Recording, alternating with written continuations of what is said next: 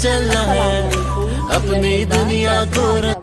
दी educators अनाबद campus online system में miss Shazia आपको खुशामदीद कहती हैं। जी तो स्टूडेंट, आज हम पढ़ेंगे सुलह हुदैबिया। ओके स्टूडेंट, अहम पॉइंट्स के मैं आपके साथ डिस्कस करती चलूँ।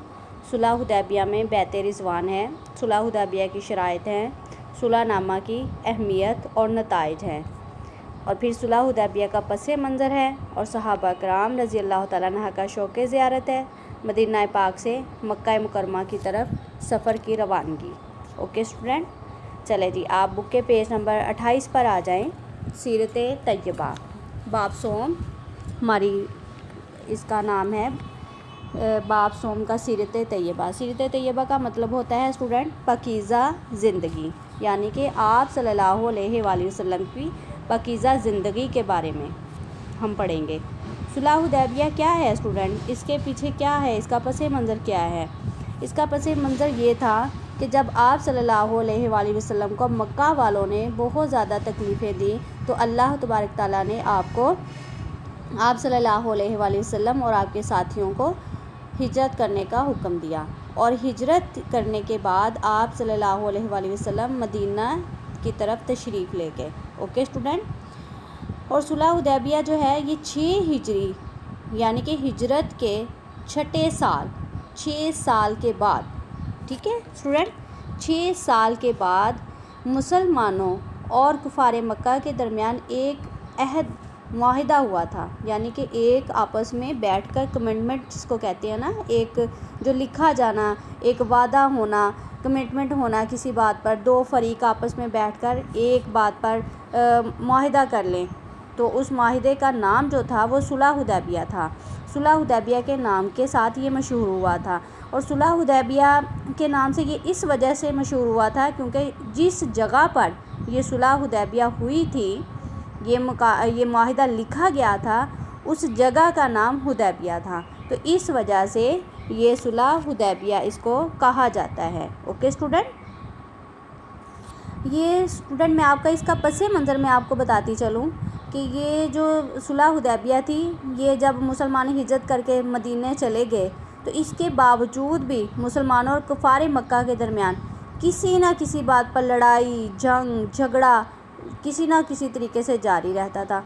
मुसलमान इस बात से बहुत ज़्यादा खफा थे। मुसलमानों और कुफार मक्का ने, जो उनके बड़े बड़े आदमी थे ना, तो उन्होंने बैठकर मशवरा किया कि जो भी हमें प्रॉब्लम है वो इसमें एक मुआहिदा लिखते हैं, उस पर बैठकर एक मुआहिदा साइन कर लेते हैं, साइन करने के बाद हम में से कोई भी वो उसको नहीं तोड़ेगा, और ये जो लड़ाई झगड़ा आए दिन लड़ाई झगड़ा होता रहता है, तो इसका ख़त्म कर दिया जाए। तो ओके स्टूडेंट, ये था एक मुआहिदा था सुलह हुदैबिया का। ओके, ये इसका पस मंज़र मैंने आपको बताया कि किस वजह से ये सुलह हुदैबिया था, किस वजह से ये करना पड़ा, यानी कि आप सल्लल्लाहु अलैहि वसल्लम हिजरत करके गए, और मुसलमान और कुफार जो थे वो कुफार उनको फिर भी तंग करते थे, और आपस में उनकी जो चेकलिस्ट थी वो ख़त्म करने के लिए एक मुआहिदा लिखा गया, वो सुलह हुदैबिया के नाम से मशहूर हुआ।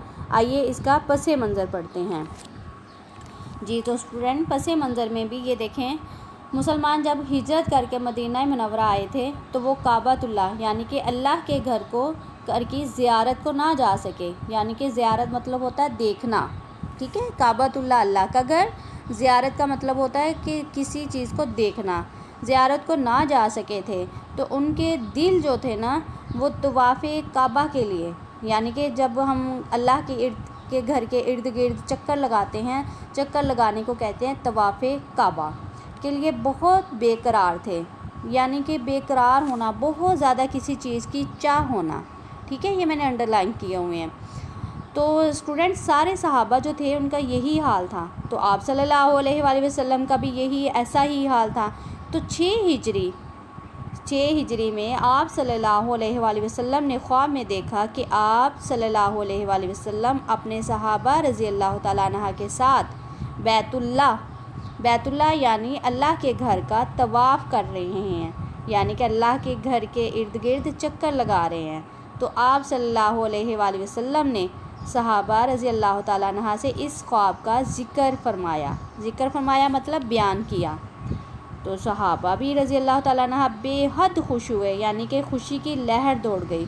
انہوں نے اسے غیبی اشارہ سمجھا۔ غیبی اشارہ اسٹوڈنٹ نظر نہ آنے والا، اوکے، اور سفر مکہ کی تیاریاں شروع کر دی، یعنی کہ سفر کی تیاریاں شروع کر دی مکہ کی طرف جانے کی، جیسے کہ آپ کو میں نے سٹارٹنگ میں بتایا بھی تھا۔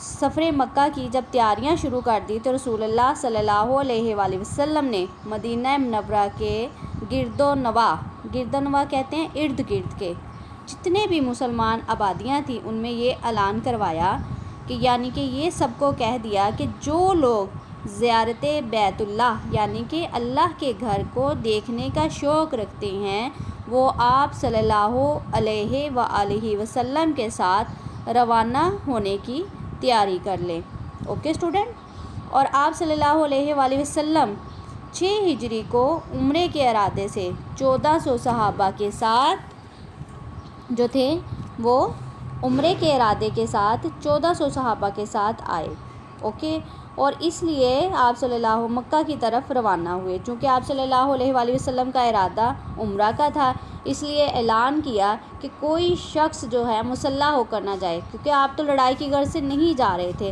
اور آپ صلی اللہ علیہ وآلہ وسلم نے حکم دیا کہ ایک تلوار ہوگی ساتھ، وہ بھی نیام میں رہے گی۔ آپ صلی اللہ علیہ وآلہ وسلم نے صحابہ قربانی کے جانور بھی ساتھ لے لیے، احرام باندھا۔